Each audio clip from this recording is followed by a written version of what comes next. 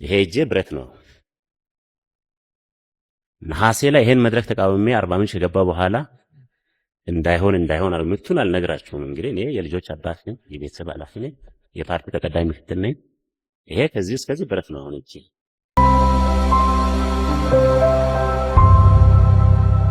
ሜሪት ፕሮፐርቲስ ከቤተ መንግስትና ከአብሮት ቤተ መጻሕፍት አቅራቢያ ወዳጅነት ፓርክ አጠገብ አራዳ ፓርክ ፊት ለፊት ለደህንነቱ የማያጠራጥር ቦታ ላይ መኖር ይፈልጋሉ?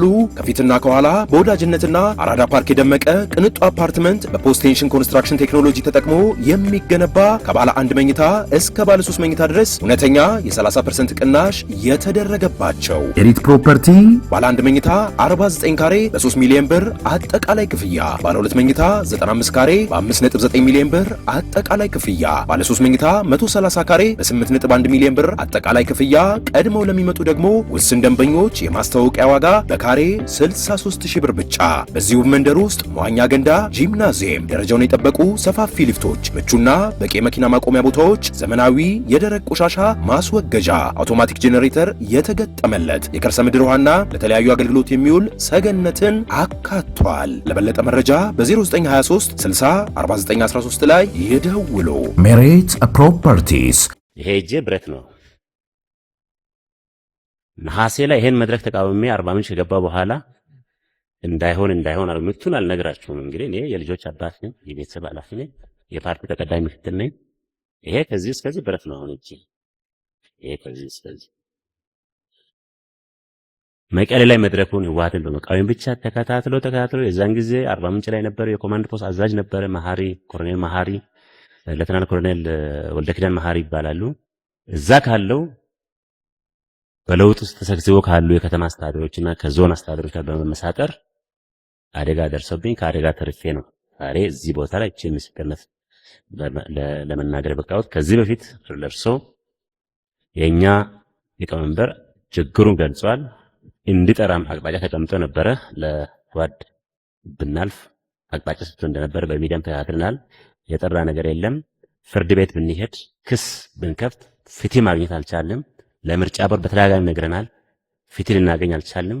ይባስ ብለው ህዳር 12 እና 13 የሥራ አስፈጻሚ ውይይት አድርገን ምሳ በምንበላበት ቦታ ላይ ማይታወቅ አካል በሰለለው መንግስት ልትገለብጡ አሲራቸዋል ተብለን እኔ ሊቀመንበሩ እስር ማዝዣ ወጥቶብን ያለው አርባ ምንጭ ላይ ካሞዙ ላይ መንቀሳቀስ አልቻለም።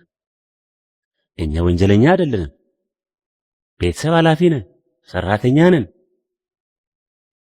መቀሌ ሄዳችኋል በሚል ከዚህ በፊት እኔ መቀሌ ሄጄ የለውጥ ኃይሉን ወይም የህወሓትን ክፉ ኮንኜ ለውጡ ስለመጣ አይደለም ይሄ መፈናቀል የመጣው ቀድሞ የተዘራው ዘር ነው። ለሶማሌ ግጭት ጌዶና ጉጂ አካባቢ ለነበረው መፈናቀል ምክንያት ህወሓት ናት ብዬ በመናገሬ በደብዳቤ እጄን አጥቻለሁ። ቀኝ እጄን ያንን በተለያየ ማህበራዊ ሚዲያ ላይ ምጽፍ ነበር። ፍትህ አጥቻለሁ። ዛሬ ላይ ደግሞ አሁን ፖሊስ ጣቢያ ትፈልጋለህ ብዬ ነው ያለሁትና እባክዎትን ክቡር ጠቅላይ ሚኒስትር እኔ አንድ ነገር የምጠይቀው አሁን የቀረበው ስርዓትን ለማድረግ ከታች ያለው መዋቅር ለውጥን ያልተቀበለ መዋቅር ይሄን እርግጠኛ ሆኜ መናገር እችላለሁ። ከታች ያለው የብልጽግና አመራር ራሱን ነው ያበለጸገ ያለ። አውዱን በዚህ መንፈስ ተመልከቱ። እናንተ ውስጥ እንደ ፓርቲ ከነዚህ ካስቀመጥኳቸው 4 ፖይንቶች የትኛው ውስጥ እንደምታርፉ እናንተ ገምግሙ። እኔ ደረጃ አልመድብም። ነገር ግን የማረጋግጥላችሁ ጉዳይ አንዳንዴ በፓርቲ ደረጃ ይሄ ነገር የማይሰራ ቢሆንም በግለሰብ ደረጃ ግን ይሰራል። ግለሰቡ ብልጽግና ውስጥ ካልገባው ለስርቆት አይመቸኝም ብልጽግና ልግባ ይላል። ሰውየው ብልጽግና አይደለም መግባት የፈለገው ስልጣን ላይ ስላሉ ለስርቆት እንዲመቸው ሊሆን ይችላል። ግለሰቡ በግሌ አልችልም ኢዜማ ልግባና ወይም ኦነግ ልግባና ወይም ሌላ ቦታ ገብቼ የሌሎችን ፍላጎትና ፖሊሲዎች ላሳካ ብሎ ሊሆን ይችላል። ይህንን ጉዳይ መገምገም መፈተሽና ውስጣችሁን ማጥራት የእናንተ ፋንታ ነው የሚሆነው። ማወቅ ያለባችሁ ጉዳይ ግን የኢትዮጵያ ፖለቲካል ፓርቲ ስብስቦች፣ ግለሰቦች፣ ቡድኖች አንዳንዱ በቅንነት ምንም ሳይዝ ለሀገሬ ብሎ የሚተጋ እንዳለ ሁሉ አንዳንዱ ግን ተቀጥሮ ልክ እንደ መንግስት ስራ የሌሎቹን ዓላማ ለማሳካት የሚሰራ እንዳለም መገመትና ማወቅ ጠቃሚም ነው። በዚያ መንገድ ማየትም ጠቃሚ ነው። እንደዛ ካላየን በድፍኑ የፖለቲካል ፓርቲ ካል አዋጭ አይሆንም። ባለፉት 50 ዓመታት ኢትዮጵያ ውስጥ የሚጠየቁ ጥያቄዎች ሲያነሱ የነበሩ ሲኒየር ፖለቲሽያንስ አንዳንዶቹ አሉ። አሁን ሌሎቹም በሚዲያም እንሰማቸዋለን። ሲነሱ የነበሩ ጉዳዮች ምላሽ እያገኙ ሲሄዱ ምላሹን ራሱ ጥያቄ ማድረግ ተገቢ ነው ወይ? ለምሳሌ ኢህአደግ ለገጠር ልማት እያለ ገጠሩን ሳያለማ ከተማውን እኮ እርግፍ አድርጎ ተወው ሲባል ከርመን የከተማው ድሃ ስራ እንዲያገኝ ኑሮ እንዲዘምን ሲባል መልሰን የምንቃወም ከሆነ ምክክር ውይይት ያስፈልጋል ብለው የሚጽፉ የሚናገሩ የሚከራከሩ ሰዎች አሁን እንካችሁ ምክክር ያስፈልጋል ሲባል ምክክር ደግሞ አያስፈልግም ውይይት አያስፈልግም የሚል አቋም መያዛቸው የስብራቱ መጠገን ሳይሆን ስብራቱ የፖለቲካል አጀንዳና ኢሹ እንዲሆን መፈለግ ብቻ ነው ያለው ማለት ነው። ለምሳሌ ላንሳ አንድ ጉዳይ። አንዳንድ ጉዳዮች አሁን ቅድሚያ የሚሰጠው ስንዴ ነው፣ አሁን ቅድሚያ የሚሰጠው የከተማ እንትን ነው ኮሪደር ልማት ነው፣ አሁን ቅድሚያ የሚሰጠው ግሪን ሌጋሲ ነው፣ አሁን ቅድሚያ የሚሰጠው ይላሉ ሰዎች። የተከበራችሁ የፖለቲካ ፓርቲዎች በጣም ታላቅ ትህትና ልነግራችሁ የምፈልገው ብልጽግና እና እኔ እዚህ ያለ ነው የእናንተን ፕራዮሪቲ ለመስራት አይደለም። የእናንተ ፕራዮሪቲ የእናንተ ነው። ይገርመኛል ሐሳቡን ሰዎች ሲያነሱ ራሱ ፖለቲካ እንዴት እንደገባቸው። እኔ እኮ ብልጽግና ጋር መታገል ስፈልግ ፕሮግራሙ ያዋጣኛል፣ ከዚህ ፓርቲ ጋር ብታገል ፍላጎቴን ያሳካለሁ ብዬ ነው መጀመሪያ የመረጥኩት። ብልጽግና ፓርቲ ደግሞ ለህዝቡ በምርጫ ክርክሩ ይሄን አሳካለሁኝ እድል ካገኘው ስልጣን ካገኘው ብሎ የሚወዳደርበትን በቅደም ተከተል አቅርቦ ህዝቡ ይሁን እስቲ እንይ ብሎ 5 ዓመት ኮንትራት ሰጠው። ከተሰጠው በኋላ የራሱን ህልምና ፕራዮሪቲ ነው የሚሰራው እንጂ ሰዎች አሜሪካ ተቀምጦ እንትን ነው የሚቀርመውንማ ለኛ አይተውልን። እኛ እኮ አቅርበን ተፈቅዶልን ያገኘ ነው። ፕሮሰሱን የምናምን ከሆነ የሚከተለው ውጤትም መቀበል አለብን። ይሄን ነገር ለፖለቲካል አውዳችን አስቸጋሪ እንደሆነ እናንተ ብታዩት ደስ ይለኛል። ይሄ ብቻ አይደለም፣ ሌላ ፐርስፔክቲቭ ብታዩ ጠቃሚ የሚሆነው ለምንድነው ኢትዮጵያ ውስጥ ለውጥ ሲመጣ መንግስታት ሲቀየሩ የዲሞክራሲ ጭላንጭል ተስፋዎች ምልክቶች የሚታዩት በኋላ እየጠበቡ የሚሄዱት?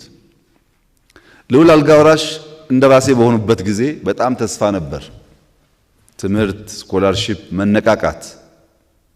ምንድነው ያ ነገር ያጠበበው ያመጣው? በኋላ ደርግ ስልጣን ሲመጣ ሚዲያ ላይ ፓርቲ መመስረት ኢህአፓ ይሰፋ የመጣው እኮ ከደርግ በኋላ ነው።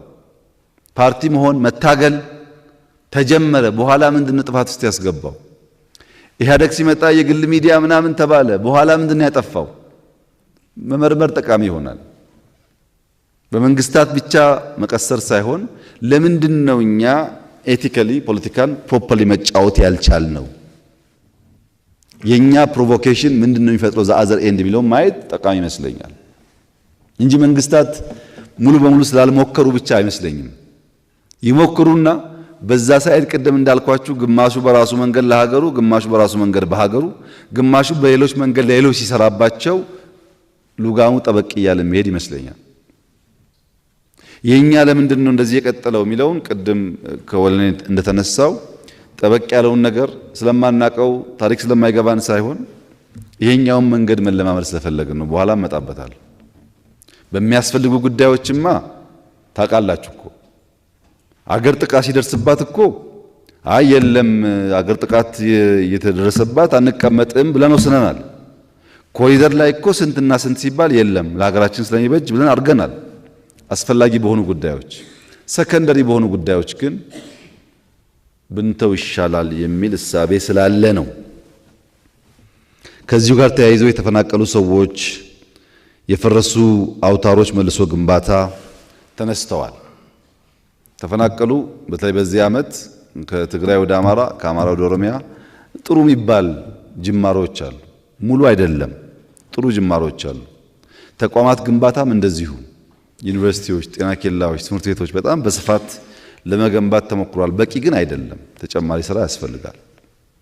ሙከራዎች ግን እንደነበሩ ግንዛቤ እንዲወሰድና የፖለቲካል ምህዳሩ በጋራ ትብብርና ጥረት ነው የሚሰፋው የሚጠበው የሚለው እንድታስቡበት ነው። በእኛ በኩል ምርጫንም በኋላ መጣበታለሁ። አጠቃላይ ሂደቱም እንደዚህ አይነት ሀገርን ያስቀደመ ማዕከላዊ ፍላጎቱ የወል የሆነ በውይይት በምክክር በድርድር ላይ የተመሰረተ ሀገር የሚያጽና ተቋም የሚገነባ እና የሚያስቀጥል ቢሆን ምርጫችን ነው። ፍላጎታችን እሱ ነው። የምንሰራውም ለሱ ነው። ይሄ ማለት እንከን አልባ ነው ማለት አይደለም። አንዳንድ ወረዳ፣ አንዳንድ ዞን፣ አንዳንድ ቦታ ላይ የሚያዋክቡ ሰዎች፣ የሚያስሩ ሰዎች፣ የሚያንገላቱ ሰዎች የሉም ማለት አይደለም። ብዙ እንገመግማለን በውስጣችን። እናንተም ጥቆማ ሰጡን፣ እናርማለን። ግን አሁን ያለው ሁኔታ ለማወዳደር መሞከር ነው ችግር ያለበት። ትናንትናም በደንብ ያላየ ሰው ነገን ማየት አይችልም። ለምሳሌ ወንድሜ ቤኒሻንጉል ያሸነፍከው ከዚህ ቀደም ቢሆን አይታሰብም። በቃ ትንሽዬ የምትሆን ለውጣለች ማለት ነው። ለምን አትሰፋም? እሷ ነው። አፋርም ትሂድ፣ ደቡብም ትሂድ፣ ኦሮሚያም ትሂድ፣ አማራም ትሂድ፣ እናስፋት እንበል እንጂ ምንም ጭላንጭል ነገር የለም ማለት አንችልም። ቁጫ ማሸነፉ እኮ ትልቅ ነገር ነው። ግን ለምን በቁጫ ብቻ ይወሰናል? ትንሽ ደግሞ እንዲሰፋ አብረን እንስራ። ምንድነው ችግሩን እንየው፣ እናዘምነው የሚለው ትክክለኛ ሐሳብ ይመስለኛል። የግል ፍላጎት የምታነሱ ከሆነ ግን በፓርቲ ተወያየ ነው። በርከት ያሉ ሰዎች ማሸነፍ እንፈልጋለን እንደምታውቁት እንደ ማንኛውም ፓርቲ። ግን በርከት ያሉ ሰዎች የፓርላማ አባል ከሌላ ፓርቲ ቢኖር በመንግስታችን ውስጥ ከኛ ፓርቲ አባላት ውጪ ቢኖሩ ይጠቅማል ብለን ነው የምናምነው እኛ እንጂ እንደ ጉዳት አንወስደው። ይጠቅማል። የተለየ ፐርስፔክቲቭ ያሳዩናል፣ እንማርባቸዋለን። የኛኑ ሐሳብ በተሻለ መንገድ ለመፈጸም ያግዘናል ብለን ነው የምናስበው። በሞከርናቸው ሙከራዎችም ያየነው ይሄንን ነው። አንዳንድ ያስገባናቸው ሰዎች በፌዴራል ተታችሁ በክልል ደረጃ በጣም የሚገርሙ ሰዎች ከናንተ መካከል አዲስ አበባ ላይ በተለያየ ክልል የሚያገለግሉ ሰዎች አይተናል። የሚያስቀኑ የኛ ቢሆኑ ብልጽግና በሆኑልን የምንላቸው ሰዎች አሉ። ስራ በአግባብ የሚሰሩ ሀገራቸውን የሚወዱ ሌብነት የሚጠየፉ ለውጤት የሚተጉ ሰዎች አይተናል። ይሄ ትልቅ ትምህርት ነው። ባናስገባ ኖሮ አናይም ነበር። ይሄን እያሰፋን የምንሄድበትን መንገድ እንፈጥራለን። እናንተም እንድታግዙን ከኛ ብቻ ባትጠብቁ ብታግዙን መልካም ነው። ሰላምን በሚመለከት በተደጋጋሚ ለማንሳት ሞክረናል። ግን የተከበራችሁ የፖለቲካ ፓርቲ አመራሮች ወደ ኋላ መለስ ብላችሁ የኛ የአንድነት ምሰሶ የኢትዮጵያውያን አንድ የሚያደርጉን ኩነቶችና ጊዜዎች ምንድናቸው የሚለውን ግን ብታዩ ጥሩ ነው። ብዙ ጊዜ ኢትዮጵያውያን በሰላም ጊዜ መባላት ነው። ከውጭ ወራሪ መጣ ሲባል ነው አንድ የምንሆነው። ሌላ ሰው መጣብኝ፣ በላኝ፣ ሊውጠኝ ነው በሚል የሚመጣ አንድነት ነገን ለመዋጀት የሚያስብ አይደለም። አሁን ፖለቲካ ፓርቲ ተመልከቱ። አማራ ከሆነ ኦሮሞ ሊበላህ ነው፣ እንዳይበላህ እኔ ያለውልህ። ኦሮሞ ከሆነ አማራ ሊበላህ ነው፣ እንዳይበላህ እኔ ያለውልህ። ወላይታ ከሆነ ሲዳማ ሊበላህ ነው። እንደዚህ ነው ፖለቲካ ፓርቲ የሚመሰረተው። ጠፋህ፣ ተበላህ፣ እንዳትበላ እኔ ያለውልህ በሚል ነው እንጂ ከሌሎች ጋር ተባብረህ እንዴት ትበለጽጋለህ በሚል ሐሳብ አይደለም። ይሄ ጠንካራ መሰረት ያለው አንድነት አያመጣም። ያ ነገር ካለፈ በኋላ ኮርሱ ይቀየራል ማለት ነው። የውጭ ወራሪ ከጠፋ በኋላ ኮርሱ ይቀየራል። ይውጣሃል፣ ይበላሃል፣ ያጠፋሃል የሚባለው ፎርስ ካልበላህ መልኩ ይቀየራል ማለት ነው። ያ ከሚሆን በትብብር እንዴት አድርገን ኢትዮጵያውያን ሁሉም ዜጎች እኩል ኦፖርቹኒቲ አግኝተው የሚሰሩባትን ሀገር መፍጠር እንችላለን ቢባል የተሻለ መልካም ይሆናል። ግን መነሻው እሱ አይደለም። የሰው ልጅ የማያርስበትን መሬት የማያለማውና የማይገለገልበትን መሬት የኛ ነው ለማለት ሰው ይገላል። ለምሳሌ እህት ያነሳችው አሁን የአፋርና የሶማሌ ጉዳይ በኢትዮጵያ ውስጥ በጣም ከፍተኛ መሬት ቆዳ ስፋት ያለው ክልል አንዱ ሶማሌ ነው። በጣም ሰፊ። ሌላው አፋር ነው፣ የማይገለገልበት ሰፊ ቦታ ያለው። የያዘውን ሳያለማ ገና ለገና እቺ ቀበሌ የኔ ናት የኛ ናት በሚል ሂሳብ መነጋገር ጠልቶ ይገዳደላል። የኛ ብሎ መከራከር ችግር የለውም፣ ፍርድ ቤት መሄድ ችግር የለውም። የኛ ብሎ መገዳደል ግን ጥቅም የለውም። ምክንያቱም የቦታ ችግር አይደለም እኛ ውስጥ ያለው፣ እኛ በቂ ቦታ አለ። ቦታ ሳይቸግር በሚያጨቃጭቁ ቦታዎች ላይ በምክክርና በውይይት ከመፍታት ይልቅ ሰውን የሚያክል ነገር መግደል ከወሰን ይሄ በሁላችሁም አካባቢ ላይ በተነሳው ነገር ሊታይ የሚችል ነው። ይሄ ጉዳይ ስር ሰዶኛ ጋር እየመጣ ያለው ለምንድን ነው ያላችሁ እንደሆነ የነበርንበትን ልማድ የኖርንበትን ልማድ ለመፋታት ለመነጠል ብዙ የወሰን አይመስለኝም። እንላለን እኛ ኢትዮጵያውያን እንጂ ደህንነት አያስፈልግም እንላለን እንጂ ለመበልጸግ የወሰን አይመስለኝም። ሰላም ያስፈልጋል እንላለን እንጂ ሰላም ለማምጣት ቢከፈለው ዋጋ ከፍለን ሰላምን ኦን ማድረግ የምንሞክር አይመስለኝም። በእኛ ሁኔታ ከኖርንበት ከማይመች ነገር ከልመናው ከሰላም እጦቱ ከደህንነቱ ተላቆ ወደ ተሻለ ነገር መሄድ ቀላል ነገር አድርገን አንወሰደው። ሶስት አይነት ችግሮች አሉ። አንደኛው ከነባሩ ጋር ተላምዶ እዛው ተስማምቶ መኖር የሚፈልግ ኃይል አለ። ምንም አይነት ቀና ሐሳብ የሌለው መልካም ነገር ማየት የማይፈልግ ሲሰራ ሁሉንም የሚተች የነበረው ይሻላል የሚል ይሄ የነበረው ይሻላል የሚለው ጉዳይ ከዚህ ቤት ይጀምራል። እዚህ ግቢ እንደምታውቁት ይሸታል። እዚህ ግቢ ውስጥ 10-15 ሽንት ቤቶች ነበሩ በየቦታው ልክ እንደ ከተማው ነው። ከዚህ ተነስቶ ዩኒቲ መሄድ አይቻልም፣ ይሸታል። ከቤት በመኪና ቢሮ የሚሄድ ሰው ይሄ አይገባውም፣ ቢኮዝ አያየውም። ግቢውን ተንቀሳቅሶ የሚያይ ሰው ግን አንደኛ መሬት አለ ለምን አይታረስም የጓሮ አትክልት ብሎ መጠየቅ ይችላል። ዛፍ እንትከል ማለት ይችላል። ሽንት ቤት በወጉ ይቀመጥ እንጂ በየቦታው ተገቢ አይደለም ሊል ይችላል። ሂስቶሪካል ቦታዎች እየፈረሱ እየጠፉ ነው፣ ይታነጹ ይታደሱ ሊል ይችላል። ይሄን ግቢ ስንቀይር የነበረው ዘመቻ ለኔ የሚያሳየኝ ሰው በነበረው ቆሻሻ ውስጥ ለመኖር ያለው ዝግጁነት ከፍተኛ መሆኑን ነው እንጂ ይሄ ግቢ ትናንትናና ዛሬ ቀንና ማታም አይገናኝም። በጣም መጥፎ ነበር። የጓሮ አትክልት የለም። አሁን በሙሉ ግቢያችን አርሰን ነው የምንበላው። ከዛ በላይ ግን በእነዚህ ፓርኮች መታደስ እና ለህዝብ መከፈት 1 ቢሊዮን ብር በላይ አግኝተናል። ከገቢ አንፃር አስቡት። ሺላው ይቅርና ከገቢ አንፃር ሰዎች ወጥተው ትምህርት ተምረው ብር የሚገኝ ከሆነ ያንን ብር ደግሞ ለሌላ ልማት ማዋል የሚያስችል እድል ፈጥሯል። ይሄንን ግቢ ከሰራን በኋላ ባገኘነው ገንዘብ ሌሎችም አግዘውን ታችኛውን ፓላስ እያደሰን ነው። ታችኛው ፓላስ የኖሩበት ሰዎች ይናገሩታል። ትናንትናና ዛሬ ለውድድር አይቀርብም። ባለበት ይቆይ አይነካብን የሚሉ ሰዎች ባለበት የሚቆይ ሜንቴን ያልተደረገ ነገር ፈራሽ እንደሆነ ጠፊ እንደሆነ የሚዘነጋ እንደሆነ ካለማሰብ ነው። በዚህ ምክንያት በነበረው ልማድ ውስጥ የታሰሩ ሰዎች፣ አዲስ ነገር ማየት የሚቸገሩ ሰዎች አዳዲስ ሙከራዎች ሲመጡ አደናቃፊ ሚና ይጫወታሉ። ሁለተኛው ካታጎሪ እናንተ ፈትሹ ራሳችሁን እዛ ውስጥ የሚጠራጠሩ ናቸው። ይሄ ጉዳይ ይዘልቅ ይሆን? ይሄ መንግስት ይዘልቅ ይሆን? አሁን ይሄ ኮሪደር ጭቃ በጭቃ ሳያረገን ክረምቱን ያልቅ ይሆን? አሁን በ3 ወር ያልቃል ኮሪደር? አሁን ህዳሴ ያልቃል? አሁን እውነትስ እንደ ኢትዮጵያ እያመረተች ነው? ጥርጣሬ ማን ሁሉን ነገር ይሆናል አይሆንም ኢንዳውት መሆን ጥርጣሬ ላለመወሰንና ላለመስራት ጉልበት ይነሳል። እንደምታውቁት አሁን ስንዴ እንደሚሳካ ሰው ካመነ ያግዛል። አይ ይሳካ አይታወቅም ካለ ግን ጉልበት ይቆጥባል። በከተማውም በፕሮጀክቶችም በመንገድም ያለው ነገር ይሄ ነው። ጥርጣሬ ስላችሁ ባይዘወይ ከእናንተ ጋር ብቻ ታያይዙት፣ እኛም ውስጥ ያሉ ሰዎች ናቸው። ሹመኛ ነው እንደው ይሄ መንግስት ይቆይ ይሆናል ክፉ ባልናገር አይሻልም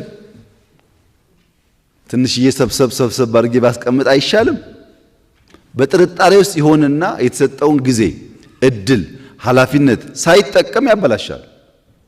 ስታነሳው ደግሞ እኔ እኮ ብልጽግና ነበርኩ ይላል። ብልጽግና ግን አልነበረም። ብልጽግና መሆን የተሰጠህን እድል በስራ መግለጥ ማሳየት ነው። ቢሮ መመላለስ አይደለም። ጥርጣሬ እናንተም እኛንም እየጎዳ ነው፣ ኢትዮጵያን እየጎዳ ነው። አንድ ነገር ስናስብ እናሳካው ብለን ቆርጠን መግባት አለብን።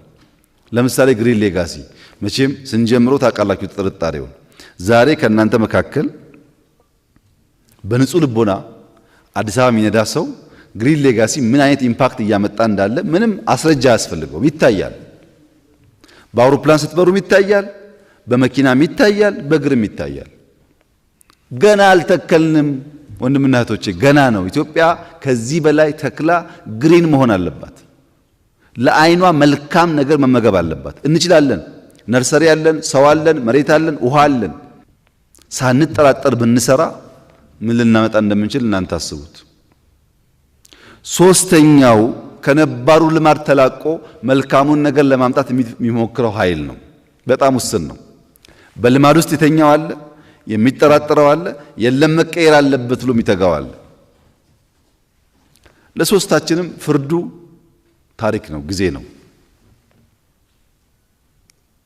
ለምሳሌ አዲስ አበባ ኮሪደር ሲሰራ ዴሞግራፊ ነው፣ ሰው ለማባረር ሰው ለማምጣት ታስቦ ነው፣ ለልማት አይደለም የሚል ጥርጣሬ የሚዘሩ ሐሳቦች ነበሩ። እንደው ዝም ብሎ በሌማን ሕሳቤ ከዚህ ተነስቶ 1 ኪሎ ሜትር ሰፈሩ ሲነሳ ያ ሰፈር ሁሉ የአንድ አካባቢ ሰው ነው የኖረበት ብሎ ማሰብ ኬት መጣ? እዛ ውስጥ እኮ በጣም በርካታ ሰዎች አሉ። እየተለየ ከፈረሰ ልክ ነው፣ ግን ሰፈሩ ሲነሳ ሙሉ በሙሉ የኛ ብቻ ነበር ብሎ ማሰብ ስህተት ነው። እንደምታውቁት ህዝባችን ያው እንኳን በሰፈር በቤትም ተዋህዶ ነው የሚኖረው። እሳቤ ትክክል አይደለም። እኛ የመንግስት ቤት፣ የሹመኞች ቤት፣ የክራይ ቤት፣ የግል ቤት፣ የሀብታም ቤት፣ የደሃ ቤት አላልንም። የምንፈልገው ከተማችን ሲምለስሊ መልክና ቅርጽ እንድትይዝ ማድረግ ነው። ይሄን አስበን ስንሰራ ግን ችግሮች ሊኖሩ ይችላሉ። ያን ነው መታገዝ ያለብን። ጥሩ ነው ሐሳቡ፣ ሙከራው ጥሩ ነው። ይሄ ይታረም መባል ነው ያለብን እንጂ ዘሆል ሐሳቡን ማጠልሸት ለውጥ እንዳይመጣ ያደርጋል። ጨክነን ባንሰራው ኖሮ አስቡት፣ አሁን ያለውን ለውጥ አስቡት። አሁን ከእናንተ የሚፈለገው ምንድን ነው? ገና ነው። አዲስ አበባ አልተሰራም፣ አርባ ምንጭ አልተሰራም፣ ጎንደር፣ ባህር ዳር አልተሰራም፣ ጅማ አልተሰራም። መለወጥ እንችላለን። ሐሳቡ አለን፣ ልምድ እያገኘን ነው። ኢትዮጵያ ትልቅ ሀገር ናት። ጨክነን ተባብረን ከሰራን እናመጣዋለን። ሰበብ እያበዛን እስላም ነው ክርስቲያን ነው አማራ ነው ኦሮሞ ነው ምናምን እያልን ሰበብ እያበዛን ከሄን ግን ያ ለውጥ ማምጣት የሚፈልገው ኃይል ውስን ስለሆነ ይደናቀፋል። ከቆመ ደግሞ ተጎጂው ልጆቻችን ናቸው፣ የሁላችንም። በዚህ አይነት መልካም ነገር ላይ የጋራ ነገር ያስፈልጋል። በእኛ ሰላም ሁኔታ አሁን በየጫካው ያሉ ወንድሞቻችን ለኢትዮጵያ ሕዝብ ከሆነ ፍላጎታቸው ልክ እንደናንተ ተወያይቶ ችግርን ቢኖር ተወያይቶ መልክ ማበጀት ይችላሉ።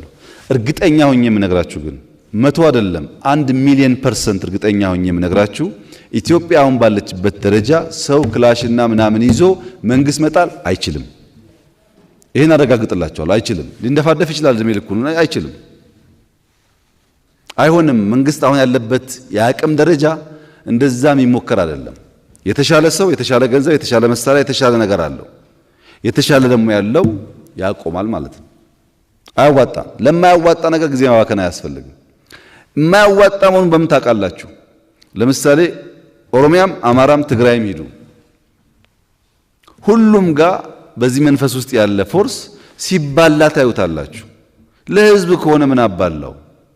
የሸዋ ሸኔና የወለጋ ሸኔ ለህዝብ ከሆነ ለኦሮሞ ህዝብ ከሆነ ምን አባላው? ምን አገዳደለው? ሸኔ ይዋጋል፣ የኦሮሞ ሸኔ ይዋጋል፣ የአማራ ሸኔ ይዋጋል እርስ በርሱ። ለምን? ሴንተሩ ኢትዮጵያና ህዝቦቿ አይደሉም። እዚህም ሲሆን ስልጣን ነው፣ እዛም ሲሆን ስልጣን ነው። ጫካም ገብቶ ስልጣን ነው የሚለው።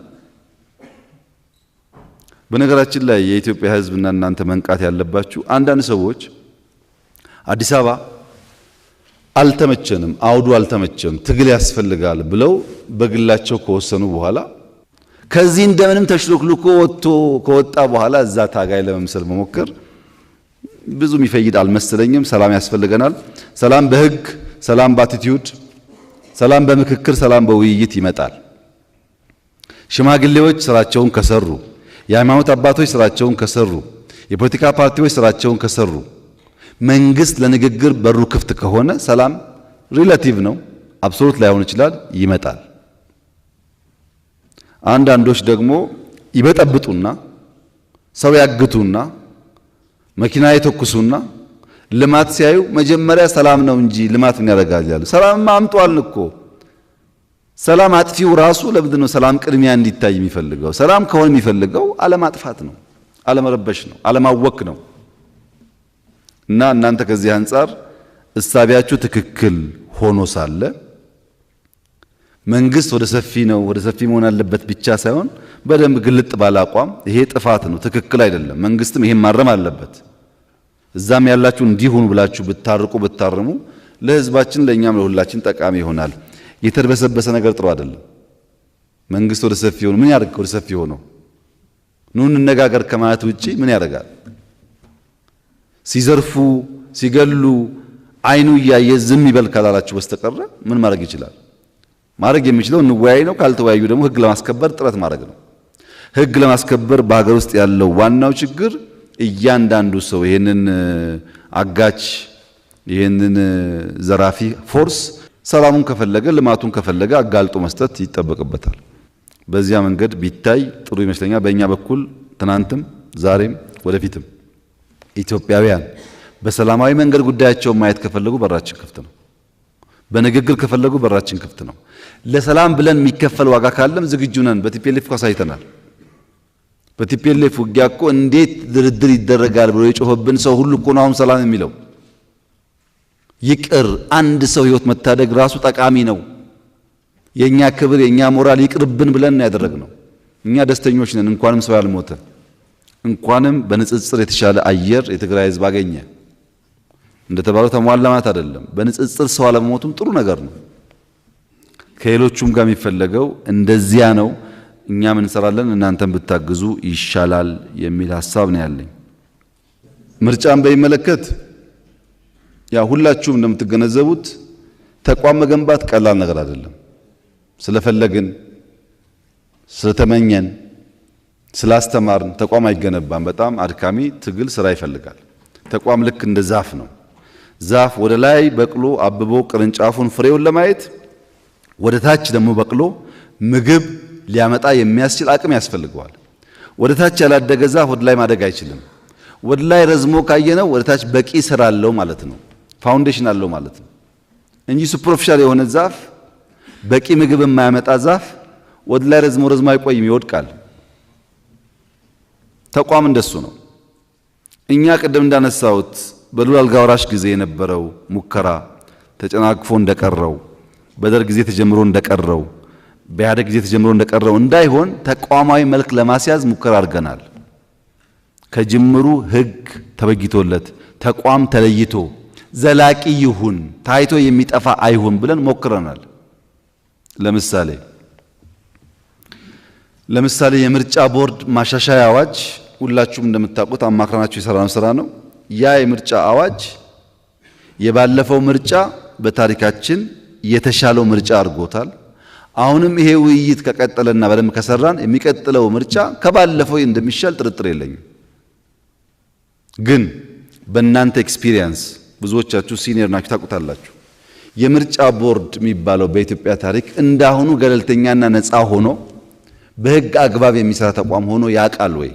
ታውቁታላችሁ፣ ነበራችሁበት። መንግስት ተቋሙ ነፃ ሆኖ በተሰጠው ህግ ልክ መስራት እንዲችል ሙከራ አድርጓል። የጎደለ ካለስ እናሟላለን። ግን እኛ ነፃና ገለልተኛ ናቸው። በምርጫ ቦርድ ጉዳይ አንድም ቀን እጃችን ገብቶ ያውቅ አንገባም። በእኛም ጉዳይ ለምሳሌ ምርጫ ሲራዘም ታስታውሱ ከሆነ አንዳንዶቻችሁ እንዲራዘም ብልጽግና አይፈልግም፣ መራዘም የለበትም ነው የኛ አቋም የነበረው። ምርጫ ቦርድ አልችልም አለ። ተመልሰን ተወያየን በማዕከላዊ ኮሚቴ። ምርጫ ቦርድ አልችልም ብሏል። ምርጫ ጊዜው እያለፈ ነው። ምን ማድረግ አለብን ብለን መታዘዝ አለብን። ይሄ የምርጫ ቦርድ ስልጣን እንጂ የኛ ስልጣን አይደለም በሚል ነው እንጂ ብልጽግና የተቀበለው። ያኔ በኮሮና ሲራዘም የኛ አቋም የነበረው መራዘም የለበትም ነው የነበራችሁ ታውቃላችሁ። ምርጫ ቦርድም ያውቃል። ግን ታዘዝን። ለምን? እኛ ካላደረግነው ማን ያደርገዋል ብለን። የምርጫ ህጉን ብቻ ሳይሆን ተቋሙ ነፃ እንዲሆን ተሞክሯል። የሲቪል ማህበረሰብ አዋጅ ታውቃላችሁ እንዴት እንደነበረ መደራጀት ኢትዮጵያ ውስጥ የነበረው ችግር። አሁን ያለውን ቅድም ባነሳሁት ሌላ የሚሰሩ ቢኖሩም ግን አዋጁን ተመልከቱት። ተቋሙ ነፃ ሆኖ እንዲያገለግል እንዲሰራ ጥረት ተደርጓል። የፖለቲካ ፓርቲዎች ምዝገባና የሥነ ምግባር አዋጅ በፖለቲካ ፓርቲዎች ምዝገባም የሥነ ምግባር አዋጅም እንደምታውቁት ነው። እንደ አንድ ፓርቲ ከመሳተፍ ያለፈ ሚና እኛ የለንም። የሰብአዊ መብት ኮሚሽን በአዋጅ ብቻ አይደለም 100% ነፃ ተቋም ነው ያደረግነው። አዋጁ ስልጣን ሰጥቷቸዋል። ነፃ ተቋም ይሁን ብለናል። ጥፋት ካለም ከእናንተ ጋር ተባብረን እናስተካክላለን እንጂ ስልጣን ስላለን በእያንዳንዱ ሪፖርት በእያንዳንዱ ጉዳይ እየገባን ተቋሙን ማዳከም የለብንም ብለን እጃችንን ሰብስበን 5 ዓመት ያው የምታውቁት የነበርንበት ሁኔታ አላደረግንም። ለምን? አዋጁን እኛ ማክበር አለብን፣ ታይቶ የሚጠፋ ነገር መሆን የለበትም የሚል ጽኑ አቋም ስለነበረን ነው። የጸረ ሽብር ህጉ የተሻሻለው የምታውቁት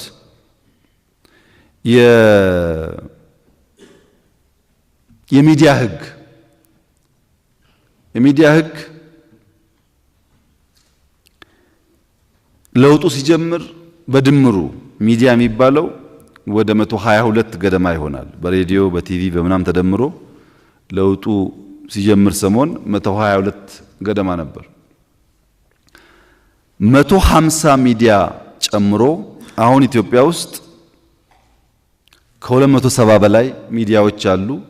123% አጠቃላይ ሚዲያ አድጓል። አዋጅ ብቻ አይደለም፣ ሚዲያዎች አድገዋል። በቲቪ ስናይ በለውጡ ማግስት 25 ቲቪ ማሰራጫዎች ነበሩ። 78 ተጨምሮ 103 ደርሰዋል። ቲቪ ብቻ እድገቱ 312% ነው ከለውጥ በኋላ። ይሄ በየቦታ ያለውን ዩቲዩብ አይደለም ማወራው ነው። ሬዲዮ ስንመለከት 52 ሬዲዮ ነበር፣ 73 ተጨምሯል፣ 125 ደርሷል። እድገቱን ብቻ ስናይ 140% ነው ሬዲዮ። ከቋንቋ ጋር የሚያያዘው ቅድም ሲነሳ የነበረው በለውጡ ማግስት በሚዲያ የሚተላለፉ ቋንቋዎች 39 ገደማ ነበሩ። አማርኛ፣ ኦሮምኛ፣ ትግረኛ፣ ሶማሌኛ፣ አፋርኛ፣ ሲዳምኛ እያለ 39 ቋንቋዎች ነበሩ። ከለውጡ በኋላ 21 ቋንቋ ተጨምሮ በ60 ቋንቋ ሚዲያ ይተላለፋል። ይሄንን ቼንጅ ካየን በኋላ 60 መሆን የለበትም 70 እናድርገው ሊባል ይችላል። 200 በቂ አይደለም 1000 ሊባል ይችላል። ለውጡ ግን ሲታይ በ6 ዓመት ውስጥ ያለው ለውጥ ከ100% በላይ ሆኖ ሳለ አጠቃላይ የሚዲያውን እድገት ሪኮግናይዝ ማድረግ ካልቻል ቁጥር ስለበዛ ብቻ የምንፈልገው ውጤት አያመጣልንም። ያው ሚዲያ በባህሪው የራሱ አሰራርና የራሱ ነገር አለው። ነገር ግን ከአዋጅ ተቋም ከማስፋት በነፃ እንዲሰሩ ከማድረግ አንጻር ሰፊ ሙከራዎች እንዳሉ ግን የሚካድ ጉዳይ አይደለም። ሰፊ ሙከራዎች አሉ። አቲቲዩድ ችግር አለ፣ በገንዘብ መዘገብ አለ፣ 100% መዋሸት አለ። ምንም ነገር በቃ ልክ እንደ ፊክሽን ዜና መዘገብ አለ። ምንም የሌለ ነገር ምንም ሳያስቡና ሳይጨነቁ መዋሸት አለ። እሱን እንግዲህ ጊዜና ሞራል ህግና ስልጠና ያሻሽለዋል ብዬ ተስፋ አደርጋለሁ። አንዳንዴ በጣም የሚገርሙ ዜናዎች ስለሚሰሙ ለምሳሌ የወንጀል ህግ 60 ዓመት ነው ኢትዮጵያ ውስጥ ሳይሻሻል። አሁን የተዘጋጀው መድብል የጸደቀው ብቻ ሳይሆን መድብሉ ምን ያክል የወንጀል ህጉን እንደሚያሻሽል ለሁላችንም ግልጽ ነው። እነዚህ ህጎች ናቸው ለተቋማት ፋውንዴሽን የሚሆኑት። እነዚህ ህጎች ላይ ቆመን ነው ውዝፍ ዕዳዎቻችን የምንቀርፈው። ለምሳሌ የምርጫ ህግ አንስታችኋል። በጣም የሚገርም ታሪክ ነው። የዛሬ 5 ዓመት ገደማ የእናንተን ሐሳብ ብልጽግና አስቦ ማን እንደነበራችሁ አላስታውስም፣ እናንተን ጠርቶ አቅርቧል። ይሄን ፕሮፖዛል አቅርበን ነበር። በእናንተ ሳይድ ግን ብዙም ፍላጎት አልነበረም ያኔ። እኛ ግን ክፍት ነን፣ ተወያይተን ለኢትዮጵያ የሚበጅ ነገር እስከሆነ ድረስ ምንም በዚህ ጉዳይ ላይ ተጣብቀን እንሙት የሚል አቋም የለንም። ማንኛውም ነገር ተሻሽሎ ሁላችን እስካቀፈን እስካሳተፈና ሀገር እስከፈየደ ድረስ ምንም ጉዳይ የለንም። ደስተኞች ነን፣ አብረን እንሰራለን። ከቆጠራ ከባቢ ምርጫ ጋር የሚያያዝ የራሱ የሆኑ ኢሹዎች አሉት። ከተቋማቶቹ ጋር እያየን እንፈታለን። መዋከብ፣ መታሰር በሚመለከት ግን ከዚህ ቀደም በጣም በርካታ እርማቶች ተደርገዋል። አሁን ተወያይታችኋል። እነዚህ ጉዳዮች በጣም መሻሻል አለባቸው። ተቃዋሚ ፓርቲዎች በድፍኑ መዋከብ አለ፣ ምርጫ የለም፣ ዲሞክራሲ የለም ካላችሁ ለማሳመን ያስቸግራል። ፓርላማ ተቀምጣችሁ ለምሳሌ እርሶ ፓርላማ ገብተው ምርጫ ውስጥ እኮ ሰው እንዲገባ አይደረግም ካሉኝ እንዴት ገቡ እርሶ የሚል ጥያቄ ያስነሳል። ሙከራዎች አሉ። በቂ ነው ወይ ግን? እኔም አይዳውት። በደንብ እንስራበት። ይስፋ ከሆነ ትክክል ነው። እስር በሚመለከትም የእናንተ ፓርቲ አባል የሆነ ሰው የብልጽግና ፓርቲ አባል መሆን ለመስረቅ መብት ልክ እንደ መታወቂያ ካርድ የሚወሰድ ከሆነ ችግር ነው። እናንተም ጋር ይሁን እኛ ጋር ሰው ወንጀል ከሰራ ጥፋት ካጠፋ በኢትዮጵያ ናሽናል ኢንትረስት ከቆመ መጠየቅ አለበት።